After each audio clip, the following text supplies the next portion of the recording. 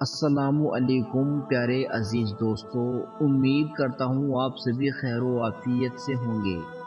بسم اللہ الرحمن الرحیم۔ سردیوں میں تہجد کی نماز پڑھنے والوں کے لیے قبولیت کی کچھ خاص نشانیاں ہیں۔ جانتے ہو، انسان کا اپنی نیند سے بیدار ہونا یقیناً ایک بہت مشکل کام ہے۔ دن بھر کی تھکان کے بعد جب رات کو سکون کی نیند سوتا ہے تو پھر اپنے نفس کو قربان کر کے اٹھتا ہے، کیونکہ رات کا اٹھنا اور خاص کر سردیوں کی راتوں میں اٹھنا یہ یقیناً بہت مشکل کام ہے۔ لیکن آپ نے کبھی سوچا ہے کہ یہ کب ہوتا ہے؟ یہ تب ہوتا ہے جب آپ کو کوئی بہت بڑی طلب ہو، آپ کو اللہ سے محبت ہو، آپ اللہ سے باتیں کرنا چاہتے ہو، اور پھر بات بھی کب؟ جب آپ سکون کی نیند سونا چاہتے ہیں، اور یہ بہت بڑی شہادت کی بات ہے۔ سردیوں کی سرد ترین راتوں میں جب کوئی اٹھ کر اللہ کے سامنے کھڑا ہو جائے اور کہے، اے اللہ، میں آ گیا تیرے در پر، تو سوچے ایسے میں اللہ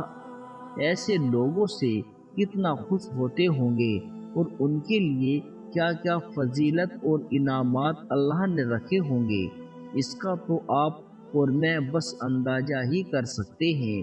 سنا ہے جب کوئی نوجوان سردیوں میں ٹھنڈی راتوں میں اپنے گرم سکون دہ بستر کو چھوڑ کر نماز تہجد کے لیے اٹھتا ہے، وضو کرتا ہے اور اللہ کے سامنے نماز کے لیے کھڑا ہوتا ہے،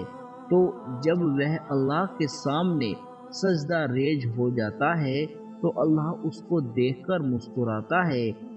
آپ ذرا اس بات کا تصور تو کریں کہ وہ بندہ کیسی عظمت اور شان والا ہوگا جس کو دیکھ کر میرا اللہ مسکراتا ہے، اور پھر اللہ پاک فرشتوں کو گواہ بنا کر کہتے ہیں کہ اے ملائکہ، تم گواہ ہو جاؤ، میرے اس بندے نے مجھ سے جو رو کر مانگا ہے میں نے اس کو عطا کر دیا۔ اب یہاں اگر ہم دیکھیں تو ہمیں ایک بات یہ بھی سمجھ میں آتی ہے کہ تہجد جہاں ایک مشکل اور محنت طلب نماز ہے، وہیں یہ بات بھی سمجھ میں آتی ہے کہ کوئی آسان مرحلہ نہیں ہے ہر کوئی شخص تہجد تک آ جائے۔ ہر کسی کو یہ سجدہ نصیب بھی نہیں ہوتا،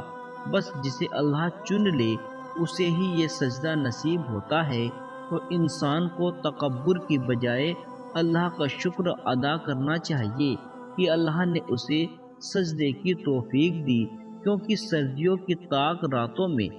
گہری نیند کو قربان کر کے صرف وہی شخص اٹھ سکتا ہے جو یا تو اللہ کا عاشق ہو یا جس کی طلب سچی ہو، یعنی جسے واقعی شدت سے کچھ پانے کی طلب ہو، وہ تہجد کو ضرور اپنائے گا۔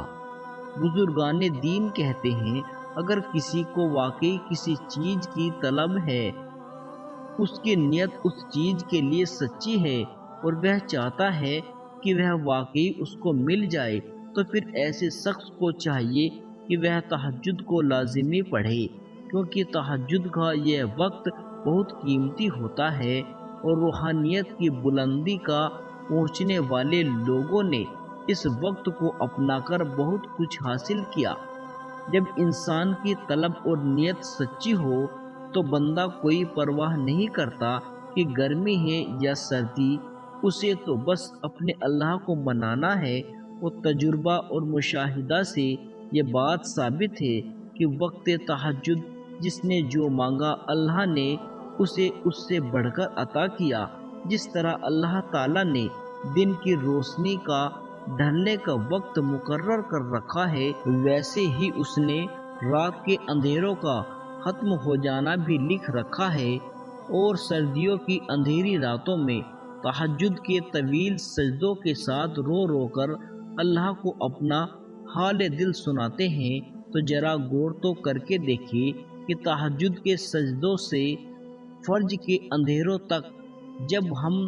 سب غم اللہ کے حوالے کر دیتے ہیں، تو فجر کی روشنی سے اللہ ہمیں یہ بات سمجھا رہا ہے کہ میرے بندے میں ایسے ہی تمہاری زندگی کے اندھیروں کو دن کے اجالوں میں بدل دوں گا، جیسے میں دن میں بدل دیتا ہوں۔ تہجد کا سجدہ اپنے آپ میں اتنی طاقت رکھتا ہے کہ وقت تہجد میں مانگی جانے والی دعاؤں کی شدت کا مقابلہ کوئی بھی نہیں کر سکتا، یہاں تک کہ نصیب بھی نہیں۔ تو اپنی مانگی ہوئی دعاؤں کی قبولیت پر یقین رکھے، اللہ کو تہجد کے سجدوں میں مناتے رہے، اپنی زندگی کے اندھیروں کو دن کے اجالوں کی طرح روشنی میں بدل لے۔ اللہ تعالیٰ آپ کے لیے آسانیاں پیدا فرمائے، آپ کی تمام دعاؤں کو قبول فرمائے۔ اللہ ہم سب کو نماز تہجد پڑھنے کی توفیق عطا فرمائے، آمین ثم آمین۔